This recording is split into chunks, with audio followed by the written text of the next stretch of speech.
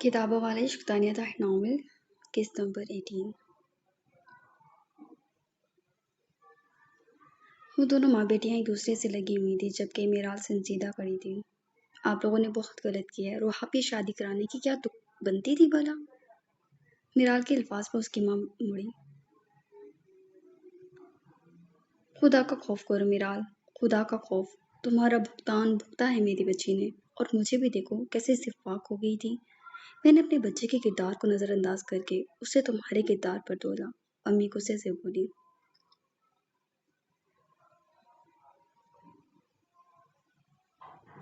بس کریں، میں نے تو شروع دن سے کہا تھا مجھے سالم سے شادی نہیں کرنی، اور شروع دن سے لے کر اب تک آپ لوگوں نے اپنی مرضی کی ہے۔ میں نے نہیں کہا تھا روحاب کو پکڑ کے اس بوڑھے کے ساتھ باندھ دے۔ کمال ہے، ہر چیز کا قصوروار مجھے ٹھہرا رہے ہیں۔ میرا ترق کر بولی جبکہ روحاب نے اس کی صورت دیکھی۔ وہ خود غرض تھی کہ اس کی نظر میں وہ بالکل ٹھیک تھی۔ روحاب نے آنسو صاف کیا اور ماں کی جانب دیکھا۔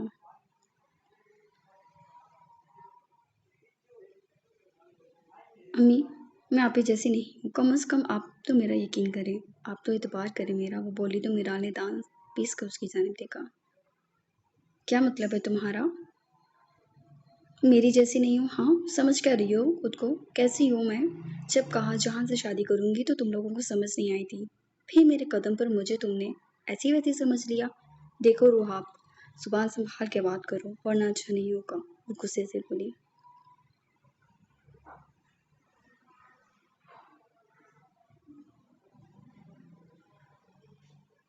روحاب نے کوئی جواب نہ دیا، نہ ہی اس کی ماں بولی۔ میرال ان دونوں کو گھورتی رہی۔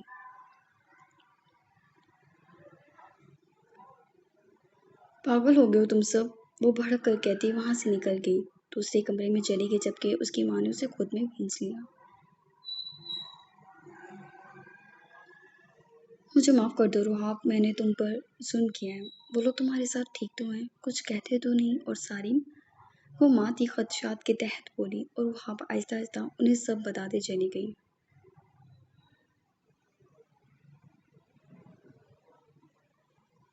وہ دل گرفتگی سے اسے دیکھنے لگی۔ وہ تمہیں اس شرط پر رکھنا چاہتے ہیں؟ یہ کیسی بات ہے؟ وہ غمزدہ سے اسے دیکھنے لگی۔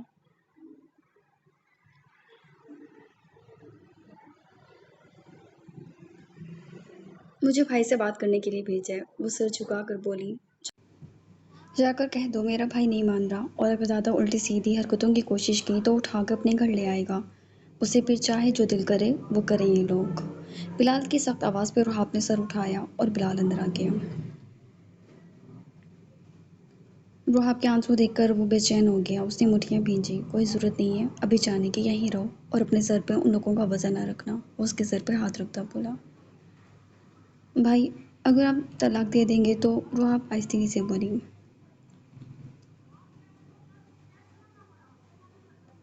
روحاب ہی تمہاری سیکیورٹی ہے، مجھے پتا ہے جو شخص یہاں سے اپنی عزت کی خاطر اٹھا نہیں تم سے شادی کر گیا وہ آگے بھی تمہیں نہیں چھوڑے گا، اور میں نہیں چاہتا وہ تمہیں اذیت دے، اس لیے یہ بات چھوڑ دو اور جو جیسا ہے ویسے رہنے دو۔ خیر تم آرام کرو، پریشان نہ ہو۔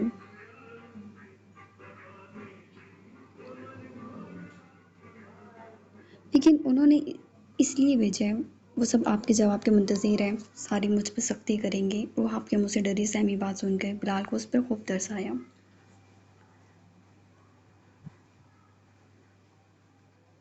اس نے روحاب کو خود سے لگا لیا۔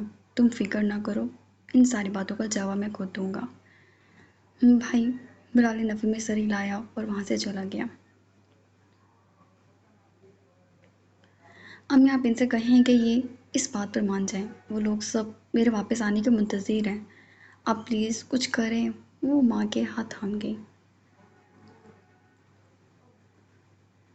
تم آرام سے بیٹھو، میں کھانا بناتی ہوں تمہارے لیے، میری بچی کتنی کمزور لگ رہی ہے۔ وہ اس کی پیشانی چومتی اٹھ گئی۔ روحاب البتہ فکر مند تھی، یہاں آنے سے پہلے اسے یاد تھا ظالم نے اس کا بازو کس قدر سختی سے جکڑا تھا۔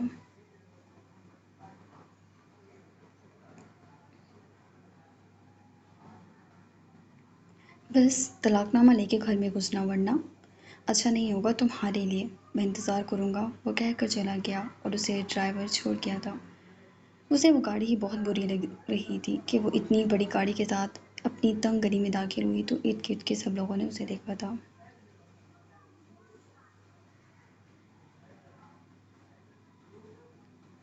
لیکن ایسی عمارت کا کیا فائدہ جس کے اندر اسے ہی خوشی نہ ملے۔ فکر مندی سے بیٹھی تھی کہ دارم اس کے پاس آ گیا۔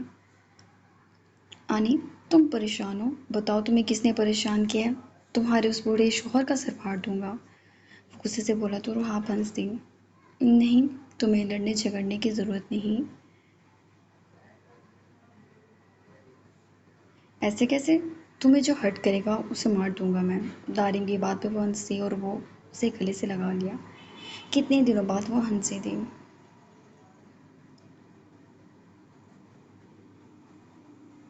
اسے رات چھوڑنے بلال خود آیا تھا۔ بلال اندر آیا تو وہ سب ڈائننگ ٹیبل پہ موجود تھے۔ تم یہاں کیا کر رہے ہو؟ بک ایک دم غصے سے اٹھا۔ اپنی بہن کو چھوڑنے آیا ہوں اور بتانے آیا ہوں کہ اگر ناجائز اور بیجا مطالبے تم لوگوں نے لگائے رکھے تو مطالبہ بازی کرنا مجھے بھی آتا ہے۔ بنا خوف و خطر وہ بخت کی آنکھوں میں آنکھیں ڈال کر غصے سے بولا۔ تم اپنے اوقات میں رہو، جانتے بھی ہو کیا ہو تم؟ تو کوڑی کے آدمی۔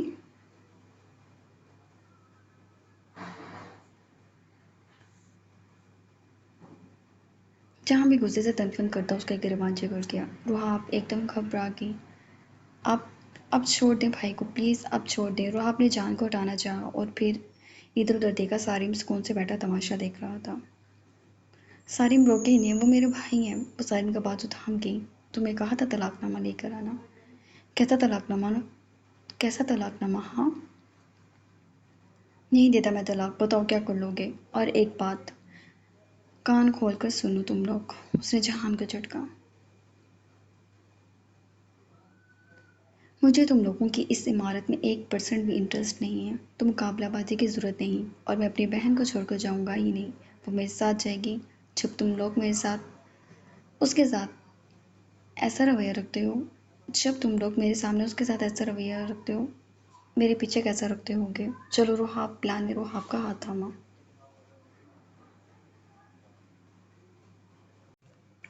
روحاب، سارم کی سخت آواز پہ روحاب نے مڑ کر دیکھا۔ اس کا کتنا دل کر رہا تھا وہ بلال کے ساتھ واپس چلی جائے، لیکن کوئی فائدہ نہیں ہوا۔ اگر تم نے یہاں سے قدم باہر نکالا تو مجھ سے برا کوئی نہیں ہوگا، سارم کرختگی سے بولا۔ اور روحاب کے قدم رک گئے۔ تمہیں ڈرنے کی ضرورت نہیں ہے، بلال بولا۔ آپ جائیں بھائی، روحاب آہستگی سے بولی۔ آپ میری فکر نہ کریں، اب تو مجھے یہاں ہی رہنا ہے، اس نے کہا تو بلال کو نہ چاہتے ہوئے بھی وہاں سے جانا پڑا۔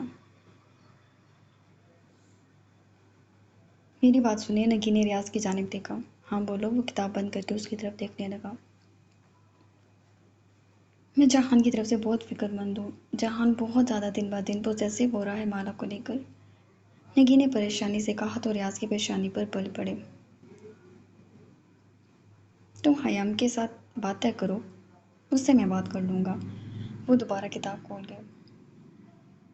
آپ جانتے نہیں ہیں اسے، وہ ضرورت سے زیادہ ضدی ہے، نگین نے کہا تو وہ سر جھٹک گئی۔ اور میں اس کا باپ ہوں، تم پل کے بلاؤ اسے۔ اب سوچ لیں، وہ کچھ اونچی نیچی بات؟ ریاض نے سنجیدگی سے اس کی سیم دیکھا۔ وہ میری اولاد ہے، نہ کہ میں اس کی، جو میں اسے ڈروں گا۔ ان کے تلخی سے کہنے پر نگین خاموشی سے اپنی جگہ چھوڑ کے اٹھی اور جہان کو بلانے کے لیے باہر آ گئی۔ وہ جہان کے کمرے میں آئی، وہ کسی سے فون پہ بات کر رہا تھا۔ جہان، تمہیں بابا بلا رہے ہیں، وہ بولی۔ آپ چلیں، میں 5 منٹ میں آتا ہوں۔ جہان نے کہا اور لیپ ٹاپ کی اسکرین کھولی۔ نگین چلی گئی۔ وہ ٹھیک 15-20 منٹ بعد ان کے کمرے میں تھا۔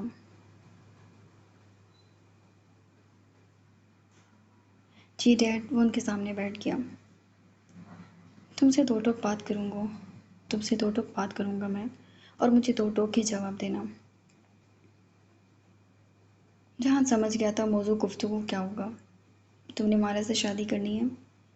ان کے سوال پہ نگین مچلی۔ یہ کیسی بات تھی کہ سیدھا ہی پوچھ لیا، وہ تو چاہتا ہی یہی تھا۔ جہان نے باپ کی سیم دیکھا۔ نہیں، وہ برہمی سے بولا۔ ریاض کے لبوں پر ہلکی سی مسکراہٹ آ گئی۔ تو حیام میں کیا مسئلہ ہے؟ ان کے سوال پہ جہاں نے گہرا سانس بھرا۔ مجھے پورے 2 سے 3 ہفتوں کے لیے پنڈی جانا ہے۔ آپ کو علم ہے شمائل خان کی فیکٹری کا بیسٹ پروڈکٹ اٹھانا ہے مجھے۔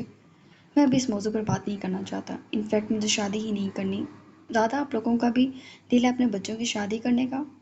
تو ساتھ کی کر دیں، ابھی تو ادھر ہی ہے۔ وہ کھڑا ہو گیا۔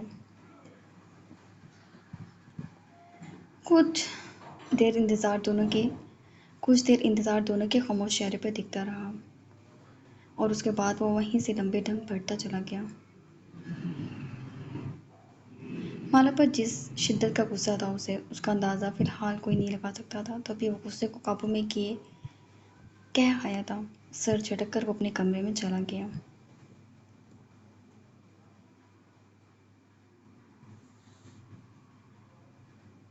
میرے پاس بہت سوٹ ہے وقت۔ کیا ہو گیا آپ کو؟ اینا نے اس کے ہاتھ میں شاپنگ بیگز دیکھے۔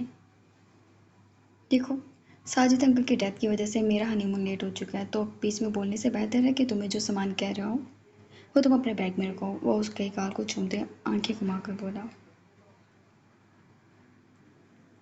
مگر آپ دیکھیں تو صحیح، ساری الماری بھری ہوئی ہے، اینا نے عاجز آ کر کہا۔ میرا بس چلے میں تمہارے قدموں میں ہر نعمت رکھ دوں۔ تم کیسی باتیں کرتی ہو بچوں والی؟ وہ بولا۔ لیکن آپ نے انکل آنٹی کو بتایا؟ آج بھی حنین کافی ڈسٹرب ہو گئی تھی۔ بلال کچھ زیادہ ہی اکڑو ہے، وہ بولی تو منہ بنا گئی، جبکہ وقت نے سنجیدگی سے اسے دیکھا۔ اس کی اکڑ توڑنے کے لیے یہاں ایک سے بڑھ کر ایک ضدی موجود ہے۔ تو تم فکر نہ کرو، ڈیڈ میرے ساتھ ہے، باقی مجھے کسی کی ضرورت نہیں، اس نے کہا اور بیگ سائڈ پر رکھ دیا۔ کل صبح جہان بھی پنڈی جا رہا ہے، ساتھ نکلیں گے، وہ اپنے رستے چلا جائے گا، ہم اپنے۔ وہ اینا کو اپنے اوپر کھینچتا بولا۔ وقت آخر دل کس دن بھرے گا آپ کا؟ وہ ہلکا سا مسکرا دی۔ تم سے بھری تو نہیں رہا۔ وقت نے آہستگی سے اس کے ہونٹوں کو چھوا، جبکہ اینا مسکرا دی اور وقت نے اسے خود میں کھینچ لیا۔ اچھا رک جائیں، آج ویسے بھی صبح سے میری طبیعت نہیں ٹھیک، وہ گہرا سانس بھرتی بولی۔ دیکھو لڑکی، 2 ماہ ہوئے بمشکل ہماری شادی کو، تو تمہارے رومانس میں ہی طبیعت خرابی کا بہانہ نہ لگاؤ۔ وہ بولا تو اینا مسکرا دی۔ وقت نے اس کے پیٹ پر اپنے بازو باندھے تو وہ کھلکھلا دی۔ میں سچ کہہ رہی ہوں، میری طبیعت نہیں ٹھیک۔ کیا ہوا ہے؟ وہ اس کے شولڈرز پر اپنی ٹھوڑی رکھتا بولا۔ لگتا ہے فوڈ پوائزننگ ہو رہی ہے، ایسے وامٹ سے آ رہی ہیں۔ یار اب تم سفر کیسے کرو گی؟ وہ منہ بسوڑ گیا۔ کر لوں گی، وہ اس کی خوشی کو بولی۔ چلو جاؤ، کیا یاد رکھو گی؟ چھوڑ آج تمہیں، آؤ سو جاؤ۔ اس نے اپنی باہیں وا کی اور اینا مسکراتی ہوئی ان میں سما گئی۔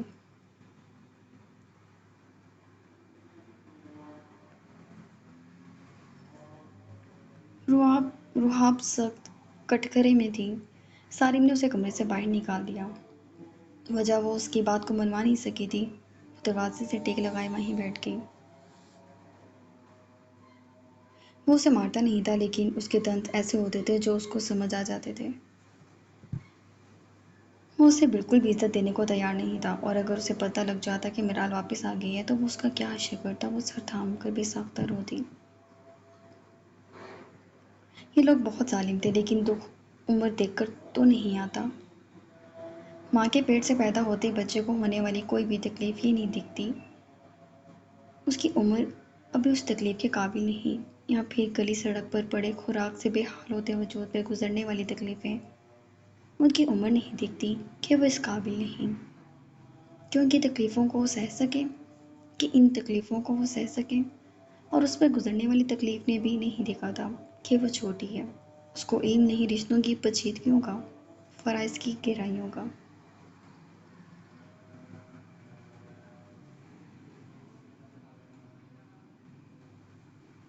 اگلی صبح اینا اور وقت کے ساتھ جہان بھی گھر سے جانے کے لیے نکل گیا تھا۔ نگین نے ریاض کی جانب دیکھا۔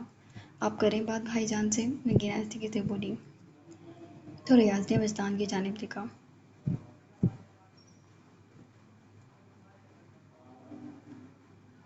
میں سوچ رہا ہوں کہ بھائی اگر آپ کو مناسب لگے، وہ بولے تو انہوں نے سر ہلایا۔ ہاں بولو۔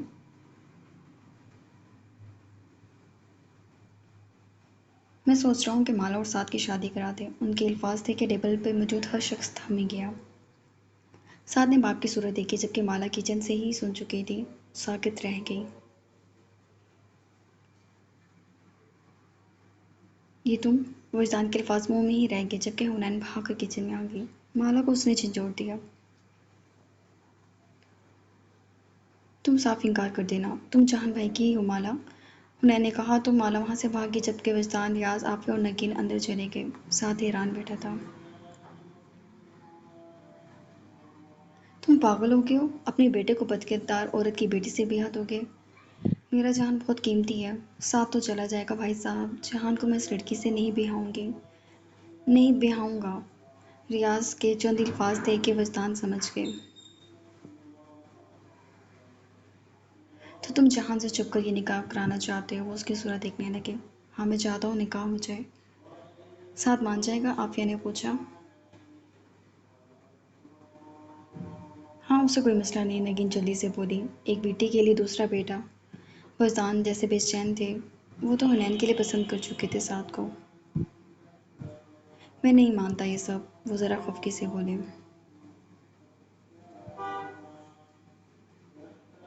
لیکن میں مان گیا ہوں بھائی صاحب، آپ بڑے ہیں، آپ کی سرپرستی میں ہو جائے تو بہتر ہے۔ لیکن میں سعد کو حنین کے لیے، وہ جیسے ٹوٹے پھوٹے لہجے میں بولے۔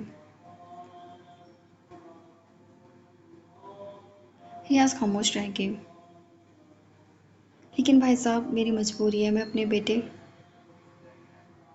ٹھیک ہے میں سمجھ رہا ہوں، جیسے تمہیں ٹھیک لگے، وہ بولے تو ریاض مسکرا دیا۔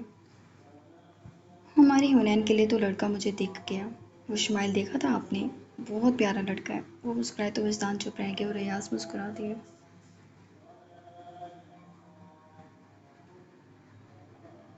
تم مالا سے پوچھ لینا، وجدان اور ریاض نے ان دونوں سے کہا۔ مالا کی اتنی اوقات نہیں، اپنا ہیرے جیسا بیٹا اسے دے رہی ہوں، اس سے پوچھوں گی میں؟ وہ بولی تو دونوں چپ ہو گئے۔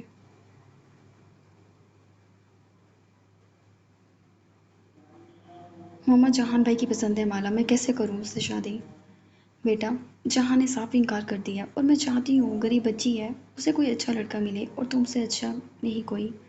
بس میں تمہیں بہت پیاری بچی دے رہی ہوں۔ اب سوال جواب نہیں، نگین نے اسے پیار پیار سے بہلا لیا۔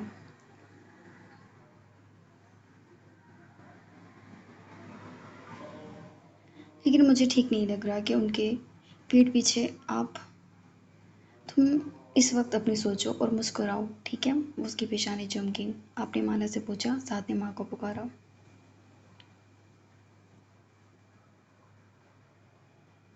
راضی ہے میری جان وہ مسکرائے تو سعد چپ ہو گیا۔ بس کل شام کو نکاح کر لیتے ہیں، نگین نے جاتے جاتے کہا۔ اتنی جلدی مما؟ اتنی جلدی کیا ہے مما، جہان کو وقت کو تو آنے دیں۔ نہیں بس کل ہو گیا فائنل۔ نگین مسکرا کر وہاں سے چلی گئی جبکہ یہ بات گھر میں آگ کی طرح پھیل گئی کہ کل سعد اور مالا کا نکاح تھا۔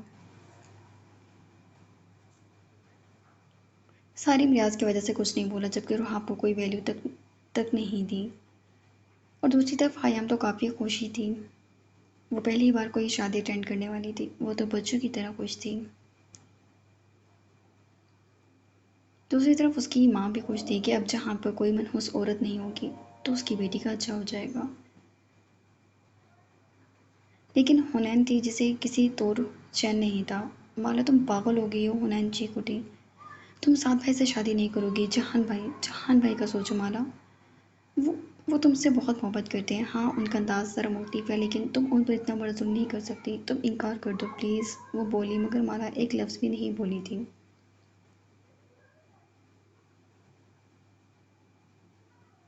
اس رات سب کل کے ہونے کے منتظر تھے سوائے حنین کے۔ حنین نے کئی بار جہان اور وقت کو بتانے کی کوشش کی مگر عافیہ نے اسے موبائل لے لیا اور اسے برہمی سے روکا کہ اس کے اپنے معاملات بہت ہیں، دوسروں کے معاملات میں گھسنے کی ضرورت نہیں ہے۔